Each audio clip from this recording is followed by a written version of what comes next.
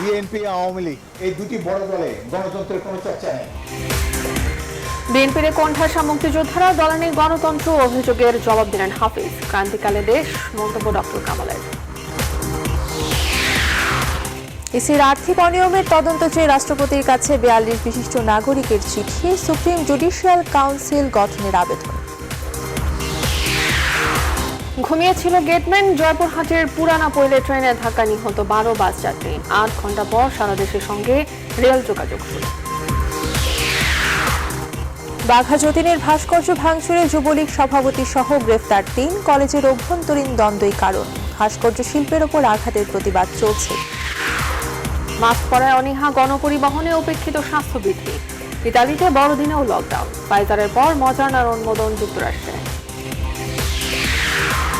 মৌসুমের প্রথম শৈত্যপ্রবাহের কবলে উত্তরাঞ্চল, বাড়ছে শীতের দাপট। সর্বনিম্ন তাপমাত্রা কুড়িগ্রামে 6.6 ডিগ্রি সেলসিয়াস। এবং অ্যাডিলেডে 36 রানে ইনিংস কুড়ালো ভারতে। টেস্ট ইতিহাসের সর্বনিম্ন স্কোরের লজ্জায় কোহলিরা।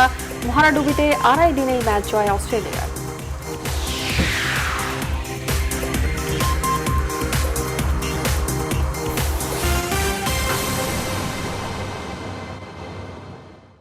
রেইনবো অলরাউন্ডার এক্সটেরিয়র পেইন্ট, বাংলাদেশের আবহাওয়া উপযোগী একমাত্র পেইন্ট। স্বাগত নিউজ 24 রাত 10টার সংবাদে আপনাদের সঙ্গে আছি আমরা দুজন। আমি তাসনিমে জান্নাত অর্থী এবং আমি যোজনা আফরিন। দেখছিলেন শিরোনাম, এবারে পুরো খবর। প্রতিনিয়ত মুক্তিযোদ্ধাদের কোণঠাসা করা হচ্ছে বিএনপিতে, যার পেছনে বিশেষ একটি মহলের ইন্ধন রয়েছে, এমন অভিযোগ করেছেন দলটির ভাইস চেয়ারম্যান মুক্তিযোদ্ধা হাফিজ উদ্দিন আহমেদ বীর বিক্রম। বলছেন তার দলই গণতন্ত্রের চর্চা নেই, খালেদা জিয়ার মুক্তির আন্দোলনও তারা গড়ে তুলতে পারেননি। গত নির্বাচনে মনোনয়ন বাণিজ্য তদন্তে কমিটি গঠনের দাবি তুলে বলেছেন, দুর্নীতির অভিযোগ আসা এমন নেতাদেরকেও জবাবদিহিতার ভেতরে আনা হোক। তার বিরুদ্ধে দল থেকে তোলা 11টি কারণ দর্শাতে গিয়ে 11 সেনা সমর্থিত সরকারের সঙ্গে তার যোগাযোগের বিষয়টিরও ব্যাখ্যা দিয়েছেন। বিস্তারিত তৌহিদ শান্তর প্রতিবেদনে।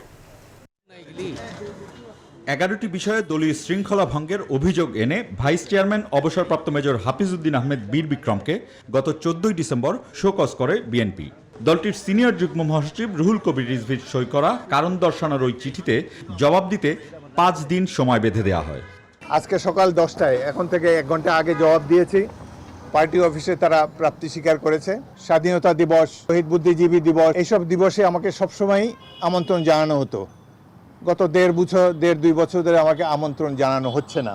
বোঝাই যাচ্ছে যে বিএনপিতে মুক্তিযোদ্ধাদেরকে কোণঠাসা করার একটা প্রক্রিয়া কোনো একটা মহল চালু করেছে।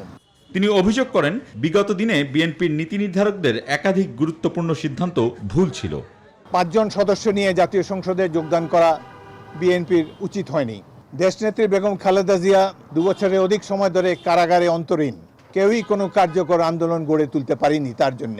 বিএনপি আওয়ামী লীগ এই দুটি বড় দলে গণতন্ত্রের কোনো চর্চা নেই। নিজের আত্মসমালোচনা করতেও ভুলে যাননি হাফিজ উদ্দিন আহমেদ।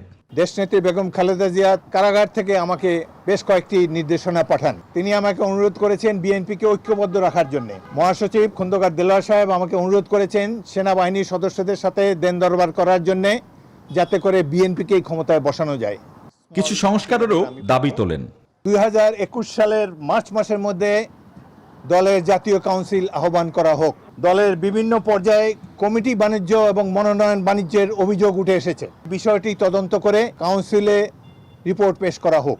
দলের কারো বিরুদ্ধে যদি দুর্নীতির অভিযোগ উত্থাপিত হয়, তাহলে সেটি যথাযথভাবে তদন্ত করে সাংগঠনিক ব্যবস্থা নেওয়ার জন্য অনুরোধ জানাচ্ছি। দলের প্রতি আনুগত্যের কারণে শোকজের জবাব দিয়েছেন বলে জানান এই নেতা। এখন স্থায়ী কমিটির যে কোনো সিদ্ধান্ত মেনে নিতে তিনি প্রস্তুত আছেন বলেও সাংবাদিকদের বলেন। একজন যুগ্ম সচিব, মহাসচিব আদিষ্ট না হয়েও ভাইস চেয়ারম্যানকে শোকজ করতে পারে না। তৌহিদ শান্ত, নিউজ 24, ঢাকা।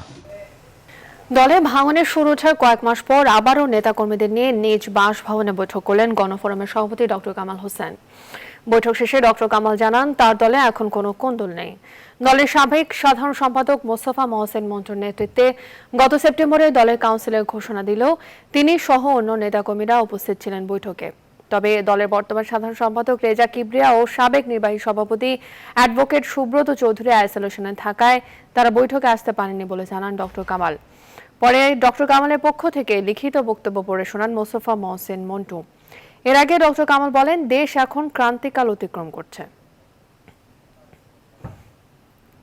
আমরা সবকিছু 9 তারিখ আপনাদেরকে দেবো, বুঝছেন না? আমরা পুরো হোল জিনিসটা মূল্যায়ন করে কাউন্সিলের তো সামনে আমরা একটা ঘোষণা দেবোই আর কি, যে 9 তারিখে করে একটা কাউন্সিল হবে যেখানে এইসব ব্যাপার নিয়ে সব পূর্ণ সিদ্ধান্তগুলো হবে। কিন্তু 9 তারিখে আমরা সেই কাউন্সিল হবে, কী কী সমস্যা আছে সেগুলো চিহ্নিত আমরা করেছি, সেগুলো সবই আপনাদেরকে সামনে তুলে ধরবো। বর্তমানে দেশে অস্বস্তিকর রাজনৈতিক পরিস্থিতি বিরাজমান।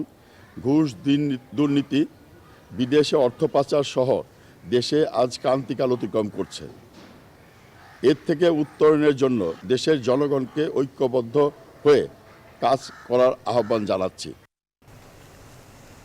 নির্বাচন কমিশনের বিরুদ্ধে আর্থিক অনিয়ম এবং অসৎ আচরণের অভিযোগ এনে সুপ্রিম জুডিশিয়াল কাউন্সিলের মাধ্যমে তার তদন্ত চান দেশের 42 বিশিষ্ট নাগরিক। শনিবার এক ভার্চুয়াল সংবাদ সম্মেলনে রাষ্ট্রপতি মোহাম্মদ আব্দুল হামিদের কাছে আবেদন করেছেন তারা। একই সঙ্গে তদন্তে অভিযোগ প্রমাণিত হলে বর্তমান নির্বাচন কমিশনের বিরুদ্ধে ব্যবস্থাও চান বিশিষ্ট নাগরিকরা। প্লাবন রহমানের রিপোর্টে দেখুন বিস্তারিত।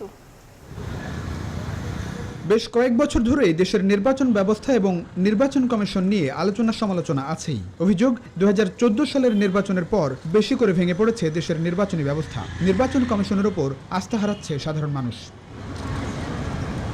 বিতর্ক যেন পিছু ছাড়ছে না নির্বাচন কমিশনের। এবার বর্তমান নির্বাচন কমিশনের বিরুদ্ধে আর্থিক অনিয়ম ও অসদাচরণের অভিযোগ এনে এসব তদন্তের মাধ্যমে ব্যবস্থা নেওয়ার দাবি জানিয়েছেন দেশের 42 জন নাগরিক। এজন্য সুপ্রিম জুডিশিয়াল কাউন্সিল গঠন করতে রাষ্ট্রপতি মোহাম্মদ আব্দুল হামিদের কাছে আবেদন করেছেন তারা। এখন নিশ্চয়ই আমাদের গণতান্ত্রিক ব্যবস্থা চরম সংকটে আছে। নির্বাচনী ব্যবস্থা তো ভেঙে পড়েছে। এখন তো দেশের নির্বাচন নাই। আমি যেটা আমরা সবাই বলি, নির্বাচন একটা খেলা হয়। এখন দেশের এই সংকটের পরিস্থিতিতে আমরা সবাই আশা করব যে মহামান্য রাষ্ট্রপতি দেশের সর্বোচ্চ ব্যক্তি হিসেবে, দেশের আমাদের সবার অভিভাবক হিসেবে দেশের ভালোর জন্য, মঙ্গলের জন্য, গণতন্ত্র পুনঃপ্রতিষ্ঠা করার জন্য তিনি যেটা ভালো মনে করেন সেটা অবশ্যই করবে। শনিবার ভার্চুয়াল সংবাদ সম্মেলনে রাষ্ট্রপতি মোহাম্মদ আব্দুল হামিদের কাছে ইসির বিরুদ্ধে নানা অভিযোগ উপস্থাপন করা হয়। 11 পৃষ্ঠার অভিযোগনামায় বলা হয়, নির্বাচনী প্রশিক্ষণের জন্য বক্তৃতা না দিয়েই 2 কোটি টাকার বেশি অর্থ নিয়েছেন প্রধান নির্বাচন কমিশনার এবং নির্বাচন কমিশনারগণ। তাছাড়া কর্মচারী নিয়োগে 4 কোটি টাকারও বেশি অনিয়ম তুলে ধরা হয়।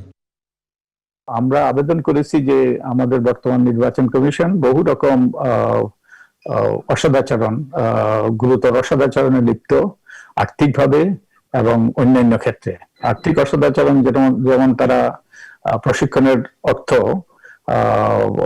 প্রশিক্ষণ না দিয়েই পকেটস্থ করেছেন। নিয়ম বহির্ভূতভাবে 3 জন নির্বাচন কমিশনারের 3টি গাড়ি ব্যবহার, ইলেকট্রনিক ভোটিং মেশিন কেনা ও ব্যবহারে অনিয়ম, একাদশ জাতীয় সংসদ নির্বাচন অনুষ্ঠানে অসদাচরণ, অনিয়ম সহ বিভিন্ন অভিযোগের কথা উল্লেখ করা হয় ভার্চুয়াল এই সংবাদ সম্মেলনে। বিশিষ্টজনরা আশা করেন, তদন্তের পরিপ্রেক্ষিতে রাষ্ট্রপতি মোহাম্মদ আব্দুল হামিদ বর্তমান নির্বাচন কমিশনকে অনিয়মের কারণে অপসারণ করবেন। প্লাবন রহমান, নিউজ 24, ঢাকা। জয়পুরহাটে বাস ট্রেন সংঘর্ষে 12 জন নিহত হয়েছেন। গুরুতর আহত অবস্থায় হাসপাতালে চিকিৎসাধীন আরো 3 জন। সকালে সদর উপজেলার পুরানা পইল রেল ক্রসিং এ এই দুর্ঘটনা ঘটে। রেল ক্রসিং খোলা রেখে দায়িত্বরত গেটম্যান ঘুমিয়েছিলেন বলে এই দুর্ঘটনা হয়েছে বলে প্রাথমিক তদন্তে উঠে এসেছে। দুর্ঘটনার 8 ঘন্টা পর উত্তরাঞ্চলের সঙ্গে সারা দেশের রেল যোগাযোগ স্বাভাবিক হয়েছে। আলম চৌধুরীর তথ্য ছবিতে দেখুন ডেস্ক রিপোর্ট। জয়পুরহাট সদর থেকে ছেড়ে আসা বাঁধন পরিবহনের যাত্রীবাহী বাসটি দিনাজপুরের হিলি স্থলবন্দরে যাচ্ছিল।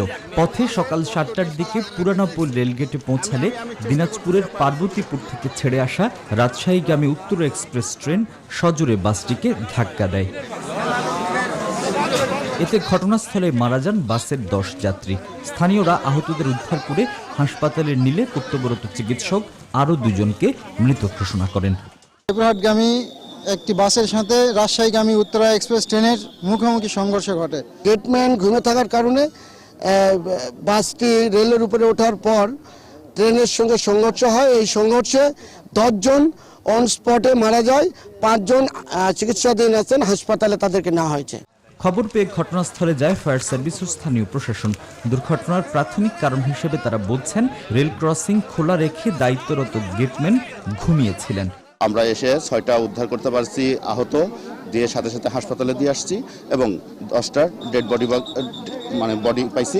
আমরা সেটা ডেড বডি বাগে বেরে আমরা এটাও হাসপাতালে দিয়ে আসলাম মর্গে। যারা আহত হয়েছে তাদেরকে অবশ্যই সাহায্য করা হবে এবং যারা মারা গেছেন তাদের দাফন কাফনের জন্য আমরা আমাদের সরকারি যে সাহায্য দেওয়ার বিষয় আছে সেটা আমরা করব। বেলা 11টার দিকে রিলিফ ট্রেন ঘটনাস্থলে পৌঁছে ক্ষতিগ্রস্ত ট্রেন উদ্ধারে কাজ শুরু করে। আমি চেষ্টা করতেছি আপনাদের ছবিটা তুলে। Desk report, news 24। দিন দিন ঝুঁকিপূর্ণ হয়ে উঠেছে রেল ক্রসিংগুলো। অবৈধভাবে গড়ে ওঠা ক্রসিংগুলো আগে থেকেই অনিরাপদ। আর বোধহয়গুলোতে গেটম্যান থাকার পরেও অনেক ক্ষেত্রে দুর্ঘটনা এড়ানো যাচ্ছে না, ফলে দিন দিন বাড়ছে দুর্ঘটনা ও মৃত্যু। প্রতিনিধিদের সঙ্গে নিয়ে রাজশাহী থেকে দেখুন কাজী সাহেদের প্রতিবেদন। পশ্চিমাঞ্চল রেলের 2টি সেকশনে মোট রেল ক্রসিং আছে 1341টি। এর মধ্যে বৈধ 1001টি, অবৈধ 340টি। এসব রেল ক্রসিংয়ে গেটম্যানদের দায়িত্বহীন কর্মকাণ্ডে প্রায় ঘটছে দুর্ঘটনা, হচ্ছে প্রাণহানি। রেল লাইনের পাশে নতুন নতুন রাস্তা নির্মাণের কারণে ক্রসিংয়ের সংখ্যা বাড়ছে। রাস্তা নির্মাণ করতে রেলের অনুমোদন নেয়ার বিধান থাকলেও সংশ্লিষ্ট প্রতিষ্ঠানগুলো সেই অনুমোদনের তোয়াক্কা করে না। রেলের অ্যাপ্রুভাল ছাড়া কেউ গেট করতে পারে না। তো যারা গেট তা সত্ত্বেও যারা গেট করেছে আমরা আস্তে আস্তে পর্যায়ক্রমিকভাবে এগুলো বন্ধ করে দেবো। রেলওয়ে একটা এস্টিমেট করবে, এস্টিমেট করে ওনাদের কাছে জমা দিবে, ওনারা সেই ডিপোজিট স্কিমে টাকা জমা দেওয়ার পরে রেল সেখানে রিক্রুট করে লোকবল নিয়োগ করতে পারবে। অবৈধভাবে গড়ে ওঠা ক্রসিংয়ের মৃত্যুর দায় নিতে চায় না রেল, তবে নির্মাণ হওয়া গেটগুলোর গুরুত্ব বিবেচনায় অনুমোদনের সিদ্ধান্ত নেওয়া হয়েছে। যেই ঢুকবে এই সমস্ত অনুমোদিত বা আনম্যান লেভেল ক্রসিং গেট অথবা কোনো ব্যারিয়ার নাই, ওই সমস্ত জায়গাতে আমাদের একটা সতর্কীকরণ বোর্ড থাকে, অর্থাৎ ড্রাইভারকে নিজ দায়িত্বে এসে ওইটা পড়বে, দেখে শুনে পার হইতে হবে, এটা নিশ্চিত করতে হবে। অনুমোদিত যে রেল গেট আছে সেগুলো দায় দায়িত্ব আমাদের রেলের। আর রেলের যে রেল গেট, এগুলো রেল গেট কিন্তু দেওয়া হয়েছে, রেল দিয়েছে কিন্তু আপনার রেলের নিরাপত্তার জন্য। রেল সবসময় তাকে অগ্রাধিকার দিতে হবে এবং রেলকে নিরাপদে যাতে চলতে পারে তার জন্য সহযোগিতা দিতে হবে। তবে দুর্ঘটনা কমাতে গেটগুলোতে প্রয়োজনীয় জনবল নিয়োগ ও তদারকি বাড়ানোর দাবি জানিয়েছেন নাগরিকরা। কাজী সাহেদ, নিউজ 24, রাজশাহী। কুষ্টিয়ায় ব্রিটিশ বিরোধী আন্দোলনের নেতা বাঘা যতীনের ভাস্কর্য ভাঙচুরের ঘটনায় যুবলীগ নেতা সহ 3 জনকে গ্রেফতার করা হয়েছে। গ্রেফতারকৃতরা হলেন কয়া ইউনিয়ন যুবলীগের সভাপতি আনিসুর রহমান, সবুজ হোসেন ও হৃদয় আহমেদ। নারীজন কমিটি ও কলেজ অধ্যক্ষের সঙ্গে ব্যক্তিগত দ্বন্দ্বের জের ধরে ভাস্কর্য ভাঙচুরের ঘটনা ঘটেছে বলে প্রাথমিকভাবে নিশ্চিত হয়েছে পুলিশ। শনিবার দুপুরে পুলিশ সুপার তানভীর আরাফাত সংবাদ সম্মেলন করে এসব তথ্য জানান। বৃহস্পতিবার মধ্যরাতে কুমারখালী কয়া মহাবিদ্যালয়ে অবস্থিত বাঘা যতীনের ভাস্কর্য ভাঙচুর করে কয়েকজন দুর্বৃত্তরা। শুক্রবার সকালে গোপন সংবাদের ভিত্তিতে ঘটনার মূল পরিকল্পনাকারী কয়া ইউনিয়ন যুবলীগের সভাপতি আনিসুর রহমান আনিসকে গ্রেফতার করে পুলিশ। পরে তার দেওয়া তথ্য অনুযায়ী ঘটনায় জড়িত অপর 2 জন হৃদয় আহমেদ ও সবুজ হোসেনকে গ্রেফতার করা হয়। এই ঘটনায় বাচ্চু নামে আরও একজন জড়িত আছে বলে নিশ্চিত হয়েছে পুলিশ। তাকে গ্রেফতারের চেষ্টা চলছে বলে জানিয়েছেন তানভীর আরাফাত। ধর্মের দোহাই দিয়ে ভাস্কর্য শিল্পের ওপর মৌলবাদীদের চড়াও হওয়ার বিরুদ্ধে প্রতিবাদ সমাবেশের আয়োজন করে বিক্ষুব্ধ শিল্পী সমাজ। শনিবার কেন্দ্রের শহীদ মিনার প্রাঙ্গণে সমবেত হন তারা। প্রতিবাদের কর্মসূচিতে ছিল ছবি আঁকা আর প্রতীকী ভাস্কর্য নির্মাণ। সুকন্যা আমিরের প্রতিবেদন। ভাস্কর্য, যার প্রতিটি বাঁক বহন করে একটি দেশের ইতিহাস, ঐতিহ্য, সংস্কৃতি এবং একজন শিল্পী সত্তার অস্তিত্ব। এই সব কিছুকে উপেক্ষা করে কেবল ধর্মের দোহাই দিয়ে ভাস্কর্য শিল্পের ওপর চড়াও হয়ে উঠেছে মৌলবাদীরা। এর প্রতিবাদে শনিবার কেন্দ্রীয় শহীদ মিনার প্রাঙ্গণে সমবেত হয়েছিলেন বিক্ষুব্ধ শিল্পী সমাজ। তাদের কর্মসূচিতে ছিল ছবি আঁকা, প্রতীকী ভাস্কর্য নির্মাণ। একটা ভাস্কর্য কিন্তু একটা দেশের রিপ্রেজেন্ট হিসেবেও কাজ করে, আর সেইখানে আমাদের ভাস্কর্য থাকবেন এটা তো আমরা আসলে মেনে নিতে পারছি না। প্রত্যেকটা জেলায় জেলায় যেখানে যা হচ্ছে অবশ্যই মনিটরিং করা উচিত শক্ত হাতে। মৌলবাদীরা শুধু ভাস্কর্য নয়, বাঙালির সব অর্জন গিলে খেতে চায়। তাদের দমন করতে রাষ্ট্রের পাশাপাশি সবাইকে এগিয়ে আসা প্রয়োজন, জানালেন সাংস্কৃতিক ব্যক্তিত্বরা। আজকে শিল্পী সমাজ ৭১ যেভাবে রাজপথে নেমেছিল, বিক্ষুব্ধ শিল্পী সমাজ এই নামেই তখন যে প্রতিবাদ করেছিল, আমরা সেই বিক্ষুব্ধ শিল্পী সমাজের পক্ষেই এদেশের সমস্ত সাংস্কৃতিক কর্মী একত্রিত হয়েছি। এই আস্ফালন আমরা ৬০-এর দশকে দেখেছি, ৫০-এও দেখেছি, ৪৭-এর আগেও আমাদের পূর্বপুরুষরা দেখেছে এবং মুক্তিযুদ্ধের সময় আমরা দেখেছি। এত বুদ্ধিজীবী হত্যা করে, এত ধ্বংস করে, এই শহীদ মিনার ধ্বংস করে তারা কিন্তু আমাদের অগ্রযাত্রাকে রুখতে পারে না, এবারও রুখতে পারবে না। ভাস্কর্য ভাঙার নির্দেশ দাতাদের অবিলম্বে গ্রেফতারের দাবিও করেন বিক্ষুব্ধ শিল্পী সমাজ। সুকন্যা আমির, নিউজ 24, ঢাকা। ডিজিটাল মাধ্যম ব্যবহার করে দেশে দ্রুতই বাড়ছে প্রতারণা। এটিএম বুথ হ্যাক থেকে শুরু করে ফেসবুক, অনলাইন শপিং, কোনো ক্ষেত্র বাকি নেই প্রতারকদের কবল থেকে। করোনাকালে এই প্রতারণা ছড়িয়েছে মহামারী রূপে। আইনশৃঙ্খলা বাহিনীর তৎপরতার সঙ্গে পাল্লা দিয়ে প্রতারণার নানামুখী জাল ছড়িয়ে হাতিয়ে নিচ্ছে কোটি কোটি টাকা। আইনশৃঙ্খলা বাহিনীর হিসেবে বছরে প্রায় ২,০০০ মামলা হয় প্রতারণার। পরিসংখ্যান বলছে গত ৪ বছরে ৫,৫০০ মামলা নিষ্পত্তি করেছে সিআইডি। বিস্তারিত ফখরুল ইসলামের রিপোর্টে। ফেসবুকে সোনিয়া কেয়া নামে সুন্দরী নারীর ছবি দিয়ে ফ্রেন্ড রিকোয়েস্ট, এরপর প্রেম। আগে যে কথা বলতাম চিনতে পারো নাই? আমি কিয়া বলছিলাম, সোনিয়া কিয়া। কণ্ঠ অভিনব নকল করে এভাবেই প্রতারণার আশ্রয়ে টাকা হাতিয়ে নিত এই যুবক। ৫০০ টাকা চাইছিলাম, তারপর কি দেখা হবে আজকে? পত্রিকায় পাত্র চাই বিজ্ঞাপনে বিদেশি সিটিজেনশিপ, সাথে মিলবে রাজকন্যা, এমন অফারের খপ্পরেও পড়েন কেউ কেউ। এত সুন্দর ব্যবহার করতো যে একজন ধরেন স্ত্রীও এত সুন্দর ব্যবহার করতো না। সপরিবারে যদি বিদেশ যেতে চান তাহলে আপনার যাইতে না, কিরকম খরচ পড়তে হবে? মাথা পিছু ৫ লাখ টাকা খরচ পড়বে। সাদিয়া জাহান নামের এমন এক প্রতারককে গ্রেফতার করে সিআইডি। লোভনীয় বিজ্ঞাপনে পুরুষদের কাছ থেকে ছলে বলে কৌশলে হাতিয়ে নিয়েছে লাখ লাখ টাকা। অনলাইন যে বিষয়গুলি আছে মাধ্যমে মানুষ নির্ভরশীল হয়ে পড়ছে এবং এর ফলশ্রুতিতে আমরা দেখতে পেয়েছি যে মানুষজন সহজে প্রতারণার শিকার হচ্ছে। উল্লেখযোগ্য বেশ প্রতারককে আমরা পেয়েছি যারা বিভিন্ন অনলাইনের পাশাপাশি জিনিসপত্র, ভুয়া গিফট সামগ্রী, এরকম একটি প্রলোভন দেখিয়ে মানুষজনের কাছ থেকে টাকা হাতিয়ে নিচ্ছে। দেশে থাকা সংঘবদ্ধ আফ্রিকান চক্র অর্থ উপহার পাঠানোর লোভ দেখিয়ে হাতিয়ে নিত টাকা, পরে সিআইডির জালে ধরাও পড়ে। প্রযুক্তির আধুনিকায়নের সঙ্গে পাল্লা দিয়ে বাড়ছে ঝুঁকি। খোদ রাজধানীতে এটিএম কার্ড জালিয়াতি করে ডাচ বাংলা ব্যাংকের বুথ থেকে লুটে নেওয়া হয় টাকা। এতে তোলপাড়ও তৈরি হয় দেশ জুড়ে। এয়ারপোর্টে লোভনীয় চাকরির বিজ্ঞাপনে কোটি কোটি টাকা হাতিয়ে নেয় আরেক প্রতারক চক্র। রাজধানীর দক্ষিণখানে অভিযান চালিয়ে আমিনুল ইসলাম লালু নামে সেই প্রতারককে গ্রেফতার করা হয়। করোনাকালে এমএলএম ব্যবসার নামে প্রতারণা করে প্রবাসী সহ ২২ লাখেরও বেশি গ্রাহক থেকে ২৬৮ কোটি টাকা হাতিয়ে নিয়েছে একটি গ্রুপ। পরে মহানগর গোয়েন্দা পুলিশ এই চক্রের এমডি ও সিওকে গ্রেফতার করে। বিভিন্ন ধরনের অপরাধমূলক কার্যকলাপ এই তথ্য প্রযুক্তি ব্যবহারের মাধ্যমে সংঘটিত হচ্ছে। কোনো হ্যাকারের কাছে বা কোনো প্রতারকের কাছে আমাদের তথ্য যাতে কোনো তুলে না দেয়, সেই জন্য তাদেরকে ইন্টারনেট ব্যবহারে সচেতন হওয়া বা তাদেরকে সতর্ক করা প্রয়োজন। প্রতারক চক্রের বিরুদ্ধে অভিযান অব্যাহত রাখার পাশাপাশি সাধারণ মানুষকেও আরও সতর্ক হওয়ার পরামর্শ বিশ্লেষকদের। ফখরুল ইসলাম, নিউজ 24, ঢাকা।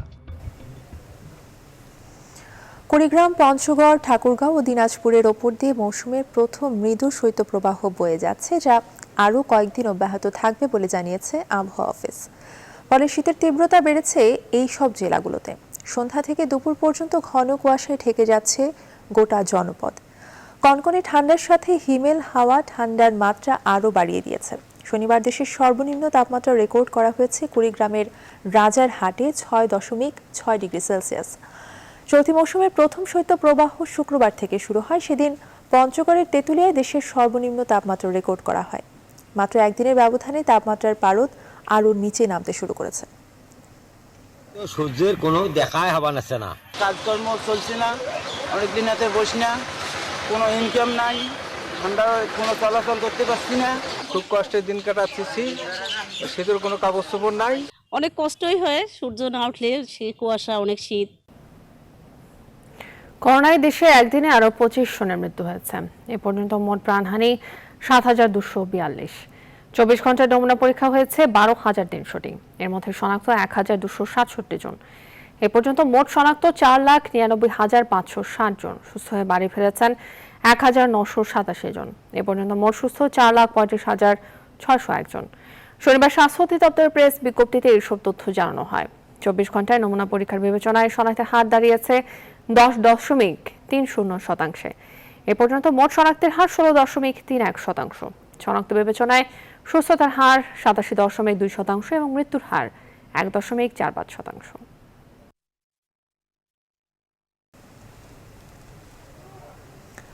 মাস্ক বাধ্যতামূলক হলেও গণপরিবহনে চরমভাবে উপেক্ষিত স্বাস্থ্যবিধি, যা ভাবাচ্ছে জনস্বাস্থ্য বিশেষজ্ঞদের। তারা বলছেন, এর ফলে যাত্রীদের মধ্যে করোনা সংক্রমণ বাড়বে, ব্যর্থ হবে করোনা প্রতিরোধে নেওয়া পদক্ষেপ। পরিবহন নেতারা বলছেন, মাস্ক ব্যবহার করতে গণপরিবহন মালিক শ্রমিকদের নির্দেশনা দেওয়া হয়েছে। এরপরও কাজ না হলে আইন শৃঙ্খলা বাহিনীকে ব্যবস্থা নেওয়ার আহ্বান তাদের। প্লাবন রহমানের রিপোর্টে দেখুন বিস্তারিত। এভাবেই চলছে রাজধানীর গণপরিবহন। মাস্ক পরা বাধ্যতামূলক হলেও নানা অজুহাতে মানছেন না যাত্রী চালকদের অনেকেই। ফলে ঝুঁকি বাড়ছে করোনা সংক্রমণের। স্যার মাস্ক ভাষা হালাতি জি মাস্ক পরা লাগবে। করেন নাই কেন? আনতে ভুলে গেছি। শীতে করোনা সংক্রমণ বাড়বে বলে বেশ আগে থেকে সতর্ক করে আসছিলেন জনস্বাস্থ্য বিশেষজ্ঞরা। একই আশঙ্কা করে স্বয়ং প্রধানমন্ত্রী শেখ হাসিনাও কয়েকবার স্বাস্থ্যবিধি মেনে চলতে অনুরোধ করেছেন। অনেকটা সত্যি হচ্ছে সেসব আশঙ্কা। ফলাফল, গেল 7 দিনে দেশে করোনায় মারা গেছে 231 জন। কিন্তু এখনও ঢাকার গণপরিবহনে স্বাস্থ্যবিধি মেনে চলার এমন হাল। আমার মাছটা সকালে বৃষ্টিতে ভিজে গেছে, এই জন্য করতে পারিনি। কত গাজাগাজি করে নিতেছে দেখতে তো আছেন ভাই, গাড়ির ক্রাইসিস হলে তো দাঁড়ায় যাওয়া লাগবে। সড়ক পরিবহন মালিক সমিতি বলছে, করোনা সংক্রমণ প্রতিরোধে বাস মালিক শ্রমিকদের মাস্ক ব্যবহার নিশ্চিত করতে প্রয়োজনীয় নির্দেশনা দিয়ে চিঠি দেওয়া হচ্ছে গেল 11 নভেম্বর, কিন্তু কাজের কাজ হচ্ছে না কিছুই। আমাদের সার্কুলার মধ্যে এটা বলা আছে, নো মাস্ক নো সিট, যে মাস্ক ছাড়া যেন সিট না দেওয়া হয়। এবং আমরা দাঁড়া থাকবে না, সে উঠতে পারবে না। আমাদের কাজটা হলো আমরা মালিকদেরকে এবারে সচেতন করা, মালিকদেরকে সার্কুলার মাধ্যমে জানানো, মালিকদের সাথে সভা করা। এই কাজগুলো সবটাই আমরা করেছি। তখন এরপরে যদি না মানে তাহলে সেখানে আইন প্রয়োগ করতে হবে। এমন অবস্থায় গণপরিবহন করোনা সংক্রমণ বাড়ার পেছনে বড় ভূমিকা রাখছে বলে মনে করেন জনস্বাস্থ্য বিশেষজ্ঞরা। গণপরিবহনে কঠোরভাবে স্বাস্থ্যবিধি মানা এবং জীবাণুমুক্তকরণকে নিশ্চিত করা হোক।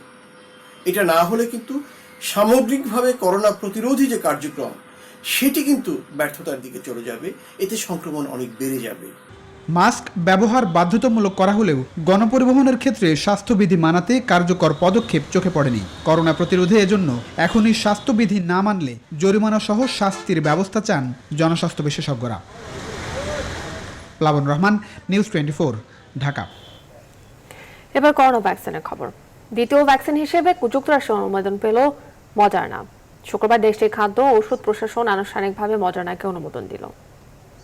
এদিকে 24 ঘন্টায় বিশ্বে আরও 12,345টি প্রাণ কেড়ে নিয়েছে কোভিড-19।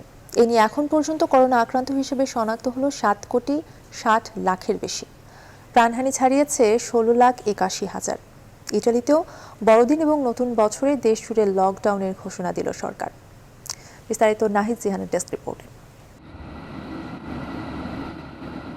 সপ্তাহ না পেরোতেই দ্বিতীয় উদ্ভাবক হিসেবে মডার্নার ভ্যাকসিনের অনুমোদন দিল যুক্তরাষ্ট্র। ফাইজার বায়োনটেকের পর বৃহস্পতিবার খাদ্য ও ওষুধ প্রশাসনের বিশেষজ্ঞদের একটি প্যানেল জরুরি ব্যবহারের জন্য ভ্যাকসিনটির অনুমোদনের সুপারিশ করে। শুক্রবার 94% নিরাপদ ও কার্যকর বলে দাবি করা এই মার্কিন কোম্পানিটির টিকা অনুমোদন দেয় FDA। বিশেষজ্ঞ প্যানেলের সদস্যদের মতে 18 ও এর বেশি বয়সীদের জন্য ভ্যাকসিনটি ঝুঁকিপূর্ণ নয়। যুক্তরাষ্ট্র কোম্পানিটির সঙ্গে প্রথম দফায় 20 কোটি ডোজ ভ্যাকসিন কেনার চুক্তি করেছে। অনুমোদন পাবার পরপরই আরও 60 লাখ ডোজ পরিবহনের জন্য প্রস্তুত রয়েছে বলে জানিয়েছে মডার্না। এদিকে টিকাদান কর্মসূচির মাঝেও যুক্তরাষ্ট্রে বেড়েই চলেছে সংক্রমণ। এরই মাঝে ভ্যাকসিনের ডোজ নিয়ে নিয়েছেন নবনির্বাচিত প্রেসিডেন্ট জো বাইডেন। অন্যদিকে প্রেসিডেন্ট ট্রাম্প এখনো টিকা না নিলেও শুক্রবার তার সতীর্থ ভাইস প্রেসিডেন্ট মাইক পেস সস্ত্রীক ফাইজারের ভ্যাকসিনের প্রথম ডোজ গ্রহণ করেন। চীনা কোম্পানি সিনোভ্যাক এর ভ্যাকসিনের দ্বিতীয় চালান পৌঁছেছে ব্রাজিলে। শুক্রবার দ্বিতীয় দফায় 20 লাখ ডোজ পৌঁছেছে সাও পাওলোতে। এর আগে কোভ্যাক এর প্রথম চালানটি পৌঁছে গেল সপ্তাহে। আগামী জানুয়ারি নাগাদ দেশটিতে 90 লাখ ডোজ সরবরাহ করা হবে বলে জানিয়েছে সিনোভ্যাক। নাহিদ জিহান, নিউজ 24। সংবাদের সময় হলো বিরতি, সঙ্গেই থাকুন।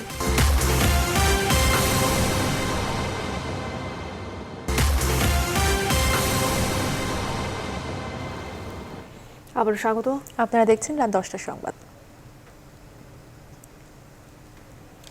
সরকার দেশকে বিরোধী দলহীন করার চেষ্টা করছে। বিএনপির এই ভিত্তিহীন অভিযোগ প্রসঙ্গে আওয়ামী লীগ সাধারণ সম্পাদক ওবায়দুল কাদের বলেছেন, প্রকৃতপক্ষে গণতন্ত্রের এগিয়ে যাওয়ার পথ আরও মজবুত করতে সরকার শক্তিশালী এবং দায়িত্বশীল বিরোধী দল চায়। শনিবার সকালে নওগাঁ জেলার মান্দা উপজেলা আওয়ামী লীগের সম্মেলনে ভার্চুয়ালি যুক্ত হয়ে প্রধান অতিথির বক্তব্যে কথা বলেন তিনি। একই সঙ্গে নির্বাচনকে প্রশ্নবিদ্ধ না করে জনগণের রায়ের প্রতি বিএনপিকে শ্রদ্ধাশীল হওয়ার আহ্বান জানিয়েছেন আওয়ামী লীগ সাধারণ সম্পাদক। বিএনপি মহাসচিব তথাকথিত একদলীয় শাসনের অবসান ঘটাতে ঐক্যবদ্ধ হতে বলেছেন। আসলে বিএনপি উন্নয়ন ও স্বাধীনতা বিরোধী শক্তিকেই ঐক্যবদ্ধ হওয়ার আহ্বান জানিয়েছে। তাদের বর্ণচোরা আর গোপন ষড়যন্ত্রের রাজনীতির কারণে জনগণ মনে করে ভাস্কর্য অবমাননার মূল পরিকল্পনাকারী কুশীলব হচ্ছে আজকে বিএনপি। জরুরি সেবা নম্বর 999-এ ফোন পেয়ে কক্সবাজারের হিমছড়ি সংলগ্ন গহীন পাহাড়ি এলাকায় হারিয়ে যাওয়া 4 যুবককে উদ্ধার করেছে বিমান বাহিনীর সদস্যরা। শনিবার বিকেল 5টায় ওই এলাকা থেকে তাদের উদ্ধার করা হয় বলে জানান বিমান বাহিনীর শেখ হাসিনা ঘাঁটির গ্রুপ ক্যাপ্টেন মোহাম্মদ মামুন। উদ্ধার হওয়া যুবকরা হলেন কক্সবাজার শহরের অভিক পাল, সাইমুম আলম রাফসান, সাবিউল বশর মিসবা এবং আবির শাহ। মোবাইল ফোনের লোকেশন ট্র্যাকিং এর মাধ্যমে তাদের অবস্থান শনাক্ত করে বিমান বাহিনী।